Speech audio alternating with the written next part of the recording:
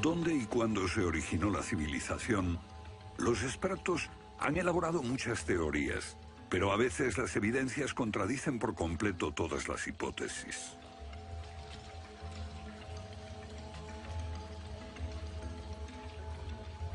Bajo el suelo congelado de Siberia se han encontrado especies animales extinguidas por un repentino cataclismo global,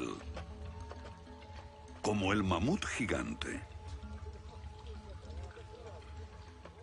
También se han descubierto mapas muy antiguos que muestran la Antártida siglos antes de que fuese descubierta. Este mapa tiene centenares de años y describe la auténtica configuración de la Tierra de la reina Maud, que está oculta bajo 1 kilómetro de hielos, y su configuración real no se conoció hasta 1949. Hace 100 años, un arqueólogo concluyó que la antigua ciudad de Tiahuanaco, en Bolivia, fue un observatorio estelar alineado con el Sol y las estrellas. Calculó que tendría 17.000 años. Su afirmación fue puesta en ridículo hasta hace poco tiempo.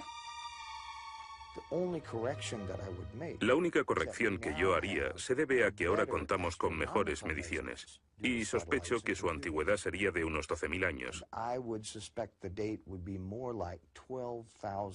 Tiahuanaco es la ciudad más antigua que conocemos en toda la Tierra.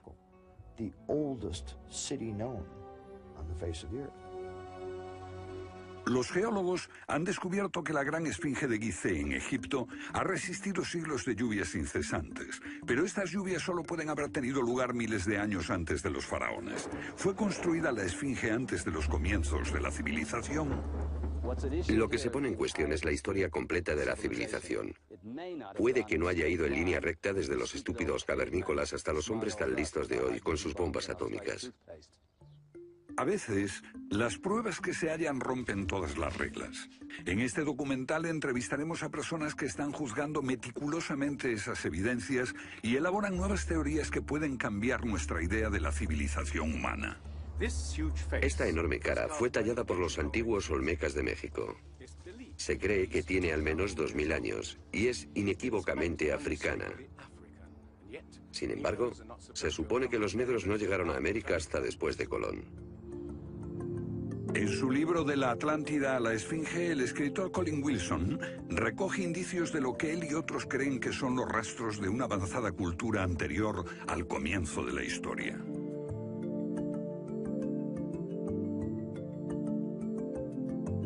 El filósofo griego Platón describió de manera precisa dicha civilización que, según le dijeron los sacerdotes egipcios, surcaban los mares miles de años antes, hasta que fue destruida por un terrible cataclismo. Platón la llamó Atlántida.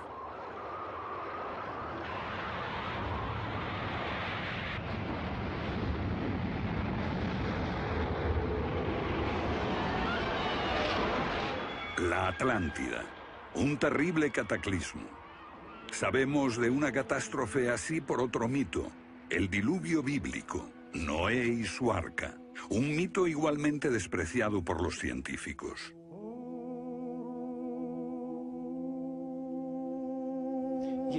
Cuando rechazan el diluvio bíblico y a Noé y el arca como una fábula, los científicos están ignorando el hecho de que hay cientos de mitos de diluvios en todas las culturas, aparte de las narraciones de Mesopotamia y de los hebreos, que dicen lo mismo sobre un desastre planetario que virtualmente borró al género humano antes del comienzo de la historia conocida.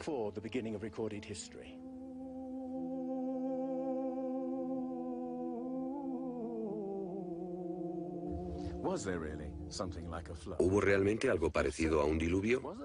Y si así fue, ¿existió una civilización anterior a todas las otras? Digo una civilización, y no la Atlántida. Porque en cuanto se menciona la Atlántida, el científico exclama, «Oh, no», y deja de escucharnos. ¿Pero es neutral la ciencia? ¿Lo es realmente cuando afirma «limítese a los hechos como punto de partida»? La ciencia ha tendido a centrarse más en teorías que en hechos. Una teoría surge para explicar unos hechos, pero otros se dejan de lado. Nuevas evidencias pueden cuestionar la teoría, pero con frecuencia también son ignoradas. Llamamos a estos hechos anomalías. Son evidencias que no encajan en la teoría. En su polémico libro Arqueología Prohibida, los científicos Thompson y Cremo muestran lo que ocurre cuando una evidencia contradice las teorías científicas. En los últimos 150 años, los arqueólogos y antropólogos han enterrado tantas evidencias como las que han desenterrado, literalmente. Básicamente estamos ante lo que llamamos un filtro del conocimiento. Este es un rasgo fundamental de la ciencia y de la naturaleza humana. La gente tiende a filtrar cosas que no convienen. Cuando los científicos ven que algo no se ajusta al paradigma aceptado, tienden a eliminarlo. No se enseña, no se discute, y la gente ni siquiera se entera de ello.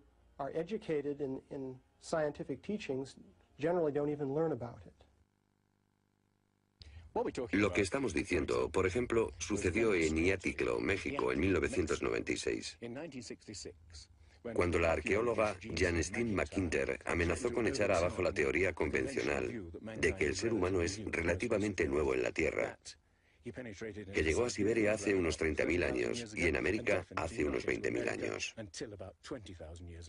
En México, la arqueóloga Stine McIntyre descubrió herramientas de piedra y huesos humanos y los sometió a una batería de pruebas científicas.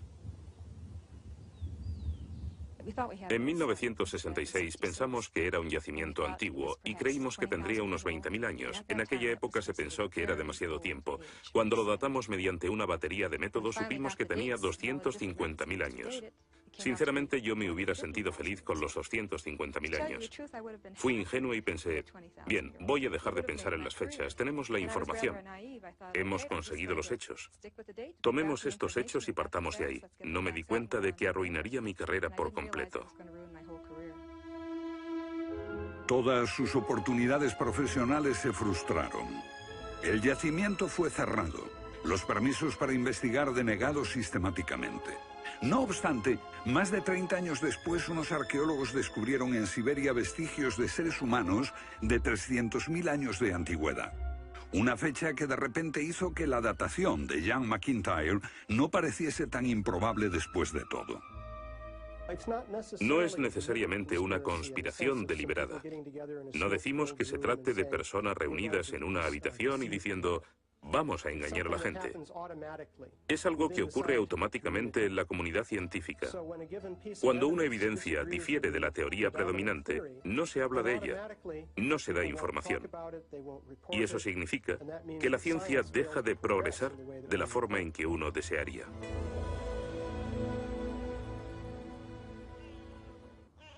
¿La ciencia está pasando por alto evidencias de un pasado que hemos olvidado?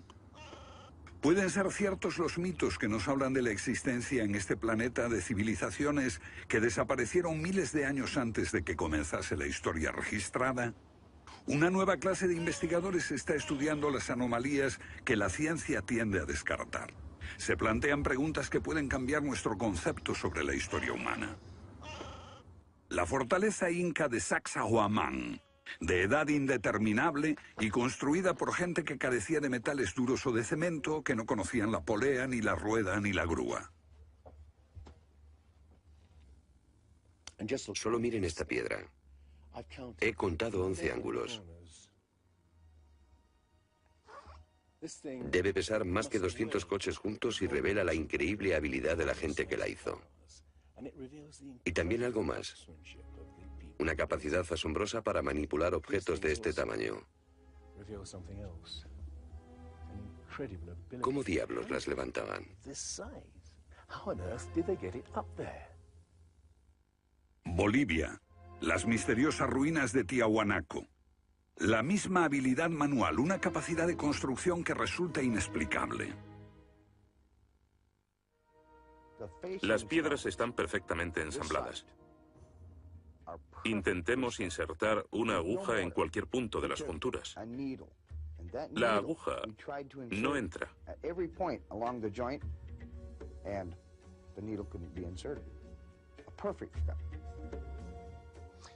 Cuando los conquistadores españoles le preguntaron a los incas si ellos habían construido Tiahuanaco, respondieron, no, no la construimos.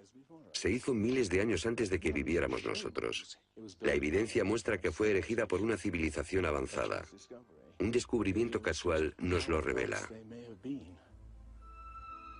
Los bloques de construcción de Tiahuanaco no están pegados con cemento.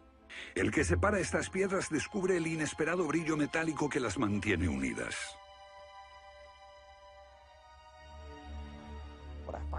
Lo que encuentro asombroso es que para trasladarlas a cada uno de los lugares donde empleaban este material, ellos tenían que contar con una especie de planta de fundición móvil para licuar el metal.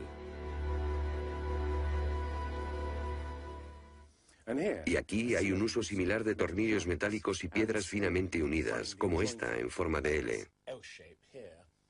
Pero estamos en otro continente.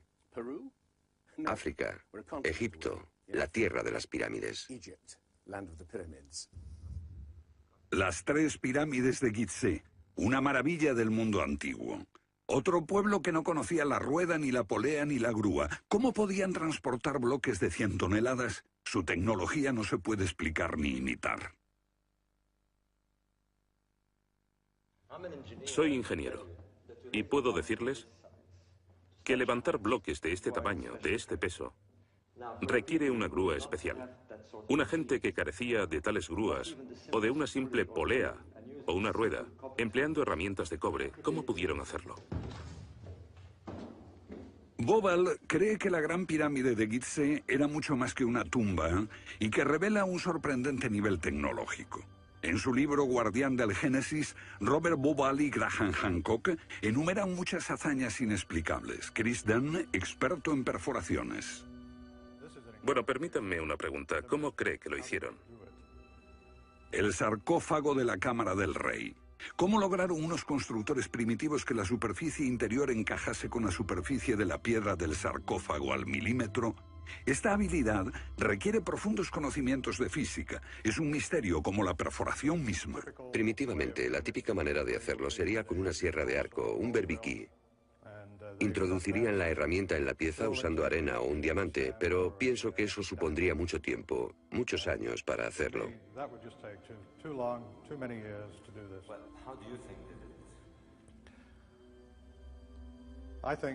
Creo que debieron haber usado herramientas más potentes.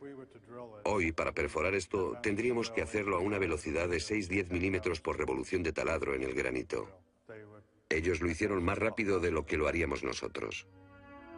Más rápido, investigadores como Chris Dunn se preguntan acerca del propósito de emplear este raro instrumento en un friso oculto. ¿Taladros superpotentes? Esto parece una conclusión precipitada. Los indicios de un taladro de alta velocidad se erigen en otro misterio sin resolver.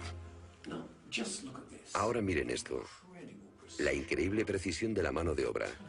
La total suavidad de las paredes en esta supuesta tumba para bueyes sagrados. Y que implica un alto nivel de destreza. Por supuesto, eso podría explicarse en términos de cientos de obreros puliéndolas durante 10 años seguidos. Pero, ¿si hablamos del misterio de los vasos egipcios? No como este vaso de arcilla que acabo de comprar, sino vasos hechos de alabastro, basalto e incluso diorita, que es la piedra más dura de todas.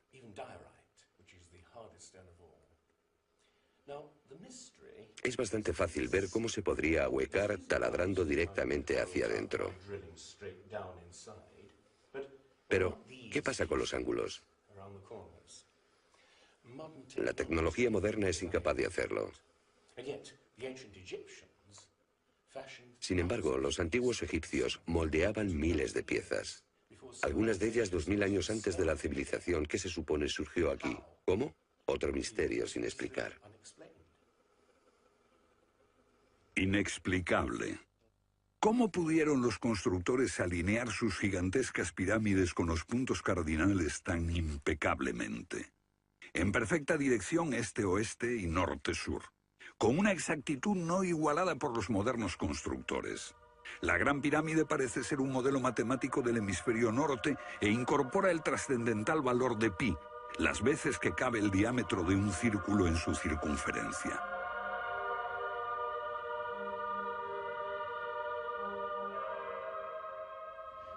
Está claro que lo que aquí tenemos es un avanzado sistema de matemáticas y tecnología, en un tiempo que no conocía su existencia.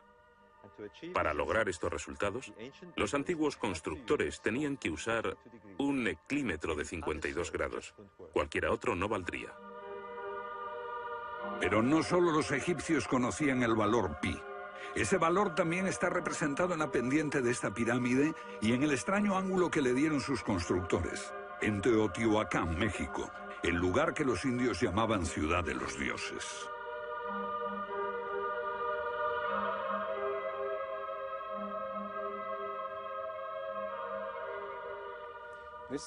En su época, esta ciudad fue más grande que la Roma imperial. Lo que pueden ver es una serie de estanques que llenaban de agua, cuya superficie lisa reflejaba los cielos y cuyas ondas podrían servir como anuncio de terremotos. Estos templos, en el lado opuesto, se cree que representan cuerpos celestiales. Una cosa está clara: todo el lugar parece tener una especie de obsesión con la astronomía y la eternidad. En los equinoccios, el 21 de marzo y el 21 de septiembre, estas pirámides proyectan sombras gigantes, lo que las convierte en un perfecto reloj para la medición del tiempo. Como si proviniesen de una fuente común, las antiguas civilizaciones de todo el mundo exhiben un sofisticado conocimiento de los cielos que todavía nadie ha explicado. Fascinación por el sol, las estrellas. El lento e inexorable movimiento de la Tierra determina que las constelaciones parezcan viajar por los cielos nocturnos y por las épocas.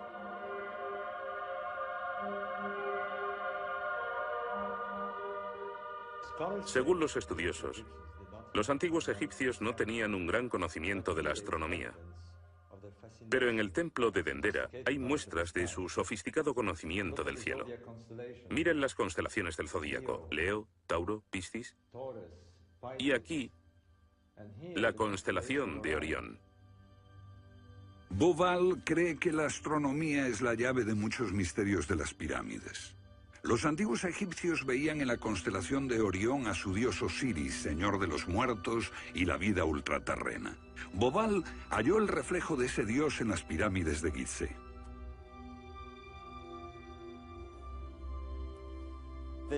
Esto es realmente un misterio. Pequeños canales de ventilación orientados hacia arriba.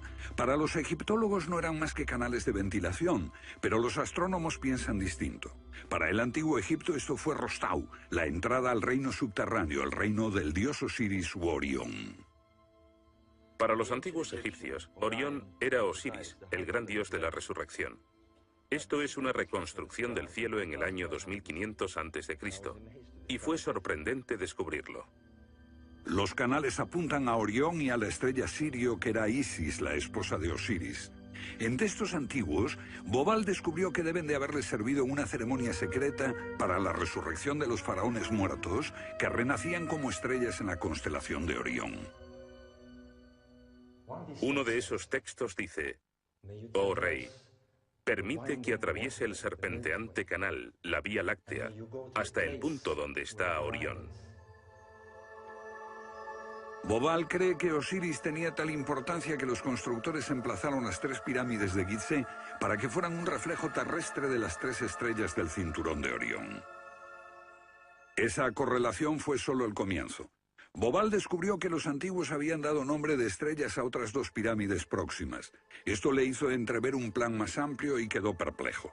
La constelación de Orión, el dios Osiris, estaba en el cielo y en la tierra.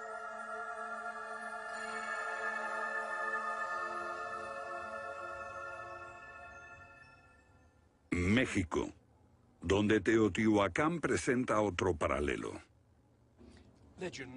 Una leyenda la llama la ciudad de los dioses y sugiere que su propósito era convertir a los hombres en seres celestiales.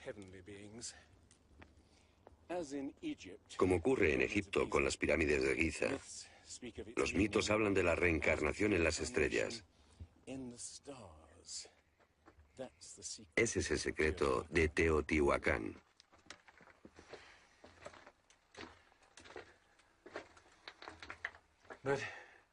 Pero esta pirámide presenta otro enigma mayor.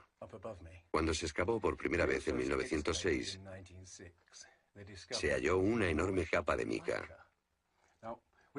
Ahora sabemos que la mica se usa como aislamiento eléctrico. No tenemos idea de para qué la utilizaban ellos. Lo que resulta aún más extraño es que la mica procede de Brasil. Imaginemos el problema de trasladar toda esta mica a más de 2.000 kilómetros de distancia. ¿Cómo? ¿Con qué finalidad? No tenemos ni idea. Tiahuanaco, Bolivia. Otra cultura perdida revela la misma fascinación por el sol y las estrellas. Hace 100 años, el arqueólogo boliviano Poznański observó que en el primer día de primavera el sol salía exactamente por el centro del templo. Fue el inicio de un gran descubrimiento. Poznański descubrió que este templo era un observatorio, un gran reloj para medir la progresión del sol. Y podemos utilizar ese alineamiento astronómico para datar el lugar. Durante el año el sol sale cada día por un punto diferente del horizonte. El primer día de primavera un observador vería salir el sol exactamente en el centro. Estudiando el esquema de Poznański, dedujimos que en los primeros días de invierno o de verano el sol saldría por encima de las piedras angulares. Pero no fue así. Los arqueólogos actuales dicen que los constructores cometieron un error de cálculo. Después de observar la perfección con la que se construyó este sitio, con piedras de 100 toneladas, sugerir que los marcadores del solsticio están mal alineados me parece increíble. Neil Stide hizo una completa verificación de los cálculos de Poznański. Midiendo el ángulo de las piedras angulares y comparándolo con las posiciones actuales de salida del sol, Poznański calculó que Tiahuanaco fue construida hace 17.000 años. En ese tiempo, la inclinación del eje de la Tierra era ligeramente distinta de lo que es hoy en día y el sol habría salido directamente encima de las piedras angulares.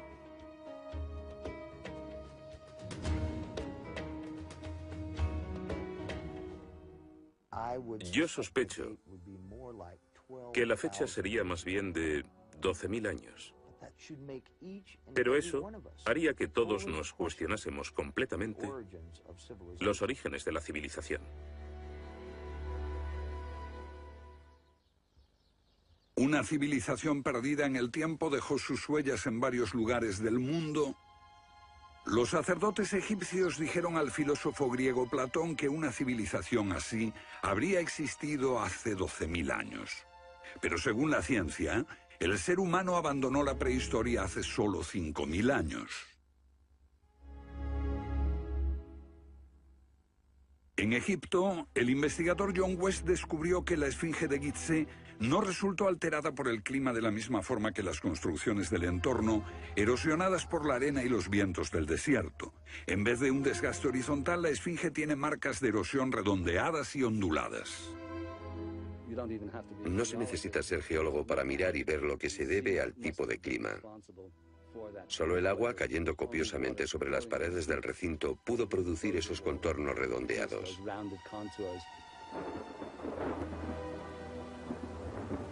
¿Agua en el desierto del Sáhara? Ciertamente no en tiempos de los faraones. Para eso hay que trasladarse a finales de la era glaciar. Unos 10.500 años antes de Cristo, miles de años antes de que existiesen los faraones. ¿Pero por qué entonces la esfinge tiene cabeza de faraón?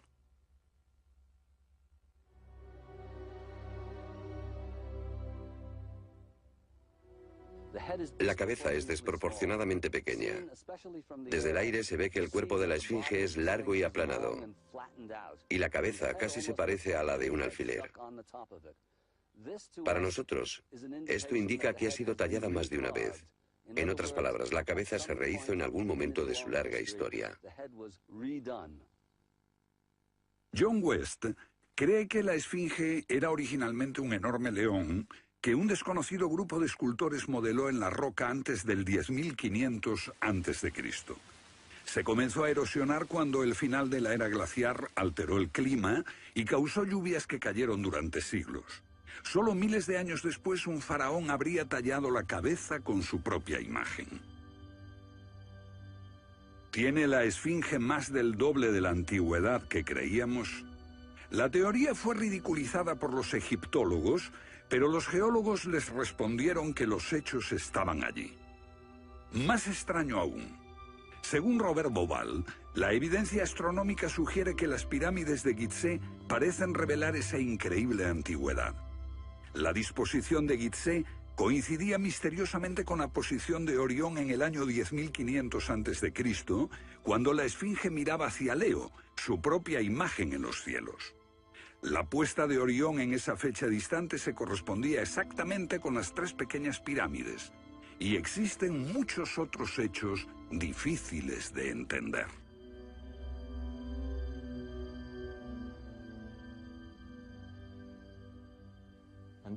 Esto coincide exactamente con las ideas que se desarrollaron tras los análisis geológicos de la esfinge.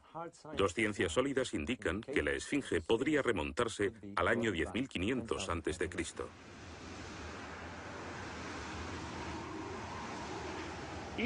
Egipto sufrió unos cambios muy dramáticos a finales del período glaciar, especialmente en torno al 10.500 a.C., cuando unas impresionantes inundaciones cubrieron el terreno de aluvión y acabaron con el valle del Nilo y con el delta en general.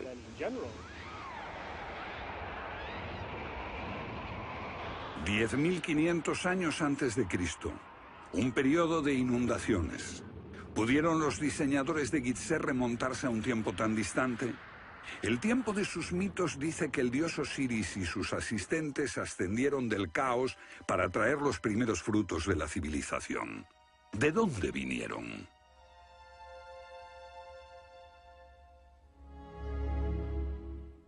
Un dios muy parecido fue el señor de la antigua Tiahuanaco en Bolivia. Aquí, en esta misteriosa ciudad de Tiahuanaco, era el dios que ellos adoraban. Alto, con barba, descrito como blanco, Viracocha llegó en tiempos de caos y destrucción, atravesando los mares para llevar a la raza humana una especie de renovación. El dios blanco Viracocha. En México conocido como Quetzalcóatl, que llegó con otros para traer los primeros frutos del conocimiento. Su símbolo está por todo Teotihuacán.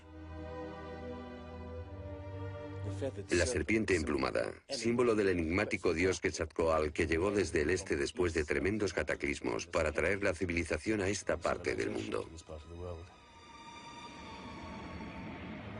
¿Pudieron dioses como Osiris, Viracocha y Quetzalcóatl haber sido personas reales que llegaron de muy lejos? ¿Eran supervivientes de un cataclismo que destruyó sus hogares y su civilización? Ahora la pregunta que nos hacemos es esta. ¿Existió una remota civilización, hasta ahora sin identificar, que llegó a Egipto, México y Sudamérica? ¿Y que dejó su impronta en un cuerpo de conocimientos, por difícil que sea de discernir?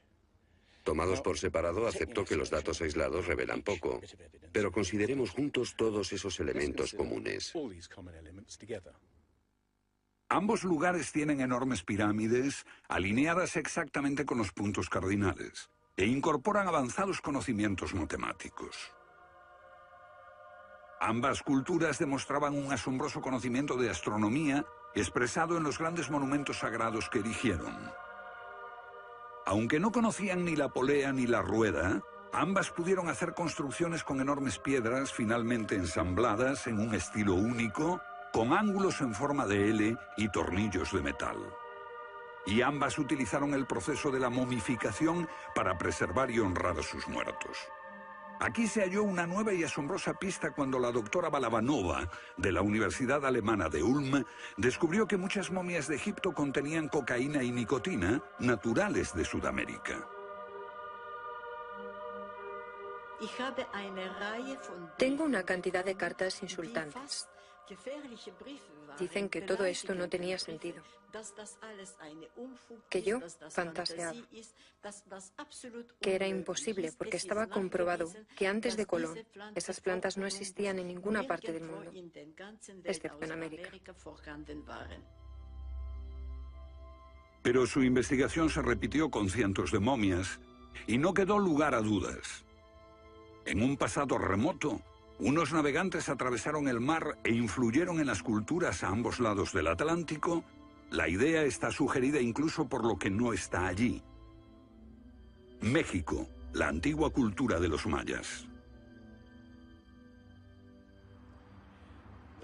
Los sacerdotes mayas tenían tablas para predecir los eclipses de sol y de luna. Pero hay algo muy extraño. No conocieron nunca el simple principio de la rueda. Podían visualizar la eternidad pensando en millones de años, pero jamás aprendieron a pesar un saco de grano. Esta compleja civilización murió finalmente porque no supo desarrollar métodos de agricultura para alimentarse. Lo que estoy sugiriendo es... ¿puede que ellos heredaran una parte específica de su conocimiento de una civilización anterior, mucho más sabia? Un contacto. A veces la evidencia está ahí para que la veamos todos. Los antiguos olmecas en México pusieron a sus soberanos caras africanas. ¿Qué les parece esta? Tallada por esos mismos olmecas. Es genéticamente imposible que un indio tenga barba, pero aquí está la cara de un blanco caucasiano, esculpida 2000 años antes de que los españoles llegaran al Nuevo Mundo.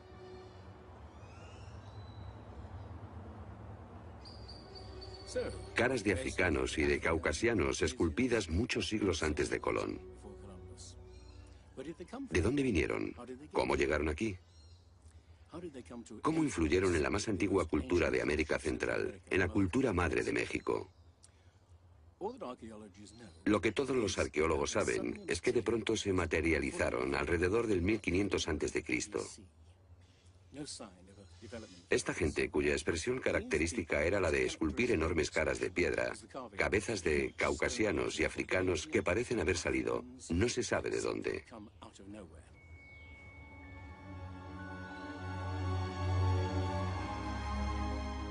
Oaxaca, la antigua ciudadela del Monte Albán. Aquí, en el sur de México, está el último testimonio de esos misteriosos hombres.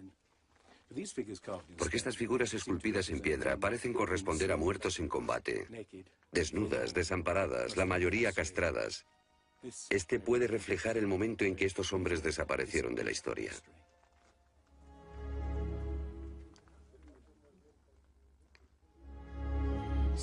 Entonces, ¿hubo una compleja civilización de navegantes que cruzó el Atlántico siglos antes de Colón? Pero tenemos otra evidencia. Estos son viejos mapas que sugieren que los antiguos marinos tenían un conocimiento de la Tierra que nunca se ha explicado. Un puzzle para los científicos de este siglo. En 1513 el almirante turco Piri Reis cartografió parte del mundo que nadie había visto hasta entonces. Colón solo exploró la zona del Caribe. No bajó a esta zona de Sudamérica, hasta la Antártida.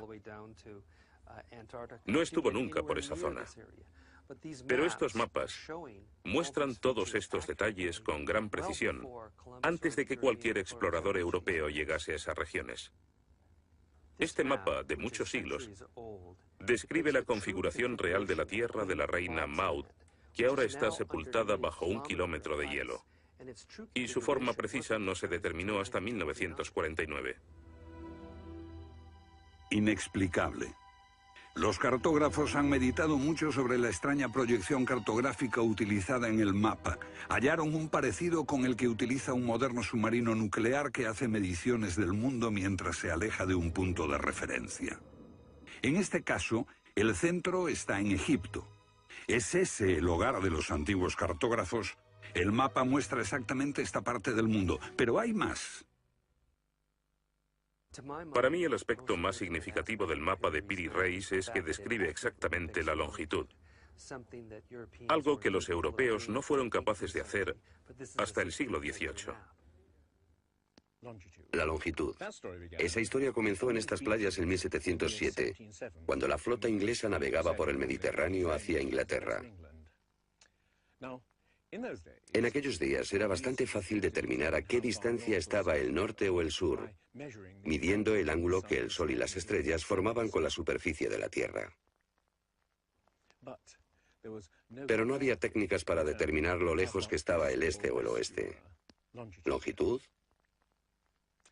El almirante Sir Clutley Shuffle se enfureció cuando un marinero del oeste del país le dijo que estaba alejándose unas 20 millas del este y era probable que la flota naufragase en la costa. Cuando sus oficiales le dijeron que el rumbo era correcto, mandó ahorcar al marinero por insubordinación. En sus últimos momentos debió haber deseado no haberlo hecho. Los barcos se habían hundido antes por millares. Pero entonces la pérdida de una flota entera promovió la búsqueda de un reloj preciso para calcular la longitud. Tuvieron que pasar 2 generaciones antes de que finalmente se consiguiese. No obstante, el mapa de Peary's ya mostraba un conocimiento de la longitud al menos 250 años antes. En el mapa de Peary's se menciona el hecho de que se trate de una recopilación de muchas otras cartografías. Son copias de copias de copias.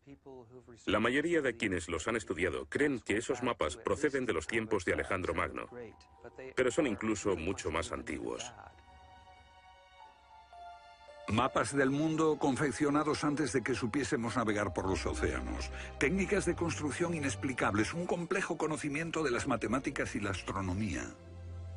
Si existió una tecnología tan avanzada capaz de dar sus conocimientos a los constructores de la Esfinge y a los pueblos de los Andes y México, ¿qué pasó con ella?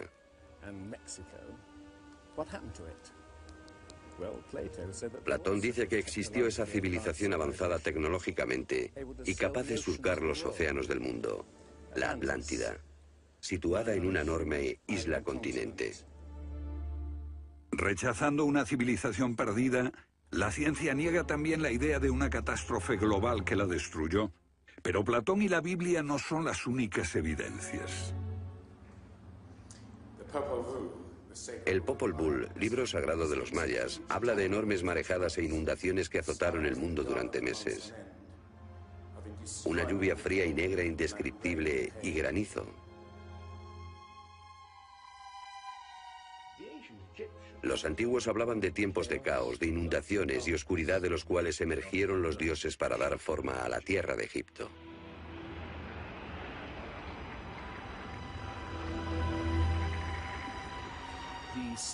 El disco solar de los aztecas se refiere a 4 ciclos de destrucción: por inundaciones, por fuego, por viento y por sangre y guerra. Y prevé el fin del mundo por un enorme cataclismo surgido de las entrañas de la tierra.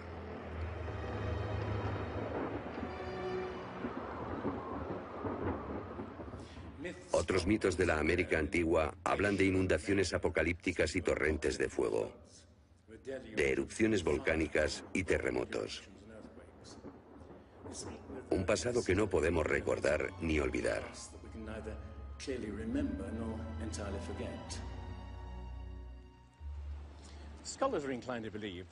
Los especialistas tienden a creer que el diluvio es una fantasía de los viejos poetas. Pero supongamos que los expertos se equivocan. Supongamos que una serie de terribles catástrofes naturales redujeron a nuestros ancestros a pequeños grupos que vivieron apartados y se esparcieron por todo el mundo. Lo que buscamos es una época que coincida perfectamente con los mitos, igual que el zapato encaja en el pie de Cenicienta.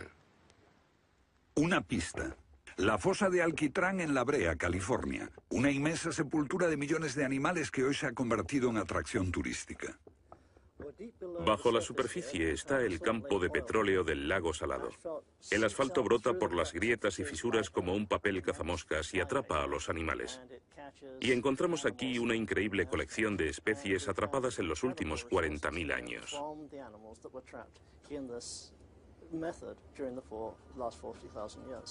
Esta fosa de Alquitrán puede leerse como un libro de tiempos remotos, cuando abundaban los animales y nosotros no los considerábamos como originarios de América.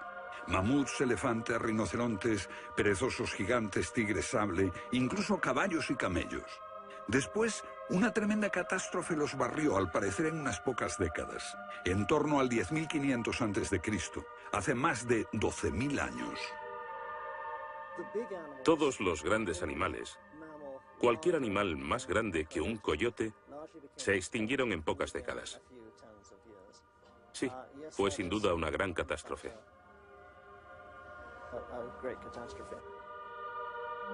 Un registro de la catástrofe. El fin de la era glaciar. En el 10.500 a.C., hace más de 12.000 años. Temperaturas que habían permanecido relativamente estables durante miles de años de pronto se elevaron. Un aumento de temperatura de más de 5 grados en un abrir y cerrar de ojos. Solo entre 3 a 10 años.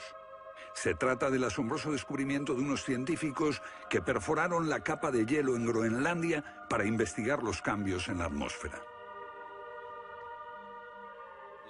El hielo de Groenlandia ha sido llamado por algunas personas la piedra roseta del clima, porque ver que el clima puede cambiar tan rápidamente es un enorme descubrimiento. Y este cambio ocurrió en un periodo de entre 3 años y una década. Hemos observado cambios espectaculares en la química de la Tierra.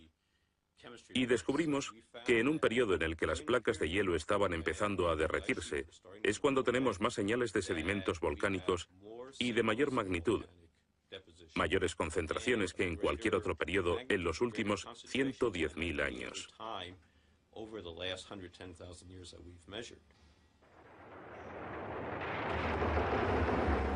Un surgimiento de volcanes nunca visto, acompañado por desórdenes atmosféricos y gigantescas inundaciones. Porque mientras las placas de hielo de más de 1 kilómetro de espesor se derretían en pocos años, el nivel de los mares aumentaba dramáticamente. De repente, los mares ocuparon lo que había sido suelo seco. Se podía caminar desde Gran Bretaña a Escandinavia antes de que una revolución climática diese forma al Mar del Norte. Fue un periodo en que las grandes inundaciones cubrieron las llanuras de América del Norte y por eso es que se encuentran esqueletos de ballenas en Michigan. Un tiempo de cataclismos a finales de la era glaciar, que puede coincidir con los mitos. Solo en el Nuevo Mundo se extinguieron alrededor de 70 especies de grandes animales. Mamuts, perezosos gigantes, camellos, caballos. Permítanme ponerlo en perspectiva. En los anteriores 200.000 años se había extinguido menos de 1/3 de esa cantidad. Y este modelo extraordinario de extinción se repitió en Europa y Asia.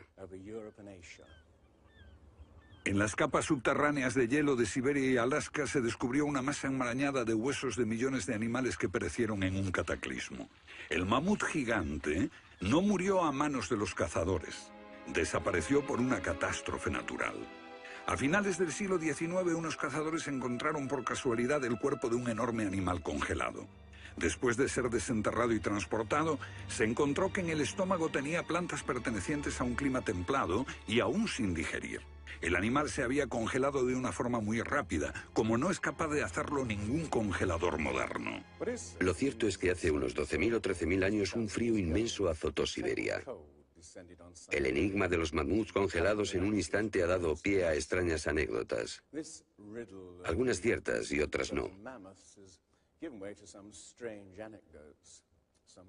Lo que es auténtico es un informe del barón Wrangel, un naturalista del siglo XIX que descubrió la isla Byrd al norte de Siberia, donde la arena quedó literalmente mezclada con bancos de huesos y colmillos de mamut y otros animales que habían desaparecido en alguna catástrofe. Esas extinciones masivas, esa imponente actividad volcánica, ese veloz derretimiento del hielo, parecen sugerir que hubo un cambio climático brusco hace 12.000 años. Hay algún factor desconocido que no logramos descubrir.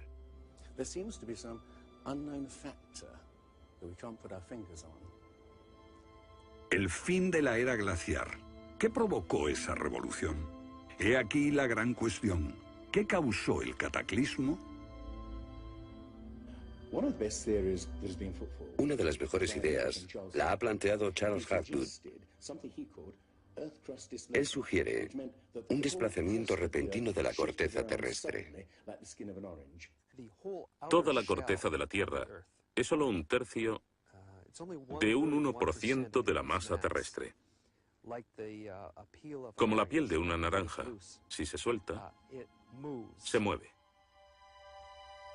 Más fina que una cáscara de huevo, la corteza de la Tierra queda apoyada en un interior líquido. La teoría imperante sobre la corteza terrestre es la de las placas tectónicas. Los continentes se separan lentamente durante cientos de millones de años. Aunque la ciencia rechazó esa teoría durante más de medio siglo, ahora niega también la idea de que la corteza pudo moverse en su conjunto y repentinamente. Pero un científico quedó hipnotizado por la idea. Se llamaba Albert Einstein.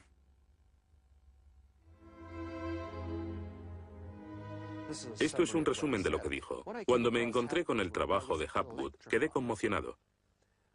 Se trataba de una idea simple, pero que podría explicar una serie enorme de problemas. Hapgood tenía esa teoría. La cuestión era cuál fue el mecanismo que puso en movimiento el gigantesco conjunto. Y fue Einstein quien planteó una sugerencia. La enorme cantidad de hielo que rodea a los polos puede tener 3 kilómetros de espesor. Esos incontables miles de millones de toneladas de hielo, si se formaran de un modo desproporcionado, harían que toda la Tierra se sacudiese como una rueda, con un enorme peso colocado en su borde. Esta vibración bastaría para hacer que la corteza de la Tierra se moviese súbitamente. Hace 55.000 años el Polo Norte estaba cerca de Europa, pero de pronto se desplazó hacia la bahía de Hudson, en Canadá. Y en torno al año 12.500 a.C. se volvió a mover casi 2.000 millas hasta donde está actualmente. O es mejor decir que las tierras y los mares atravesaron el polo, impulsados por un repentino desplazamiento de la corteza terrestre. De ser así, esta es una de las cosas que habían ocurrido al final de la era glaciar. El desplazamiento impulsó a América fuera de la zona polar. El mar en el norte se congeló con una fina capa de solo unos metros de espesor. La inmensa vieja capa de hielo de Norteamérica, con más de 1,5 kilómetros de grosor, se derritió rápidamente en pocos años. Ahora, lo que es muy interesante de la teoría de Hapgood y Einstein es que también explica bastante bien algunos otros mitos, independientemente del diluvio. Hay mitos sobre tremendos terremotos, catástrofes volcánicas, lluvias negras cayendo del cielo, congelación repentina, congelación del suelo. Y podemos ver que un ejemplo de esto es precisamente lo que pudo pasar si la corteza terrestre se desplazó. Con bastante rapidez, las áreas que antes habían estado congeladas pasarían a ser zonas cálidas, y así se explicarían hechos como el rápido congelamiento de los mamuts en Siberia. Si el desplazamiento de la corteza terrestre causó el diluvio que aniquiló una civilización, ¿dónde estaba esa civilización? Algunos investigadores creen haberla hallado en la isla griega de Santorini, que fue devastada por una terrible erupción, o en la antigua Troya, o en la isla alemana de Heligoland, casi arrastrada hacia el Mar del Norte. Pero no se ha encontrado nada. Y es precisamente este problema lo que ha hecho descartar la Atlántida de Platón como una propuesta seria. Veamos.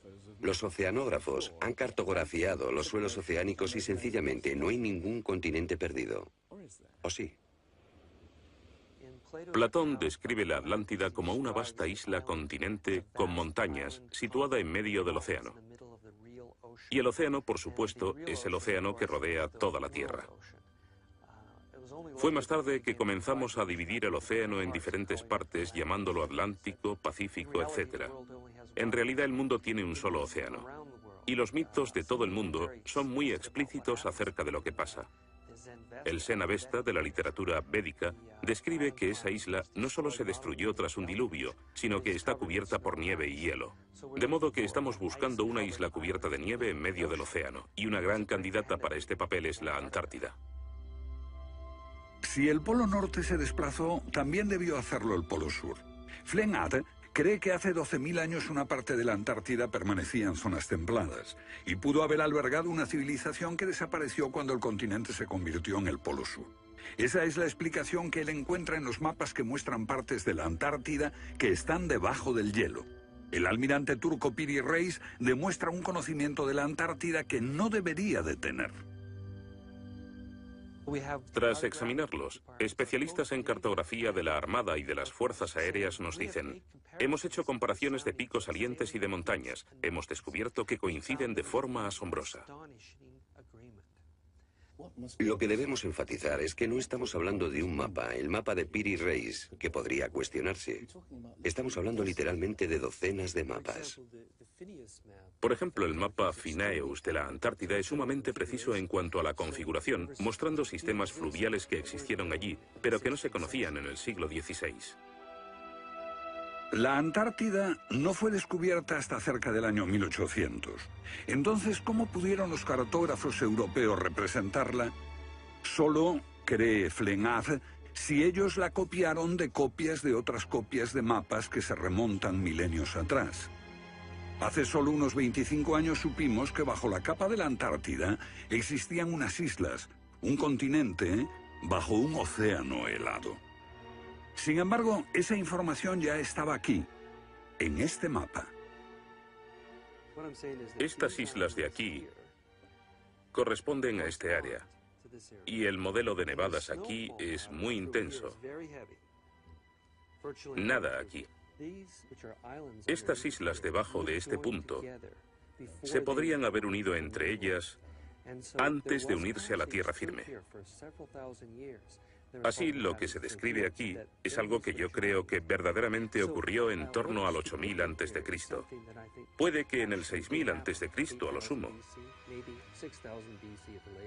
No hay forma de saber cómo lo consiguieron, a menos que postulemos la existencia de una civilización con habilidades para la navegación y la confección de mapas que solo se reinventaron en nuestro tiempo.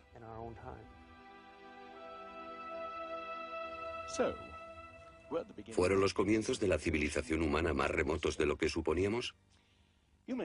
Puede que uno sienta que muchos elementos de esta hipótesis suponen conjeturas extravagantes que, vistas por separado, pueden ser todas discutibles. Pero si juntamos esas piezas, como las piezas de un puzzle, se empieza a ver que surge un modelo. Una civilización que se desvaneció y fue olvidada mucho antes de que comenzase el registro de la historia.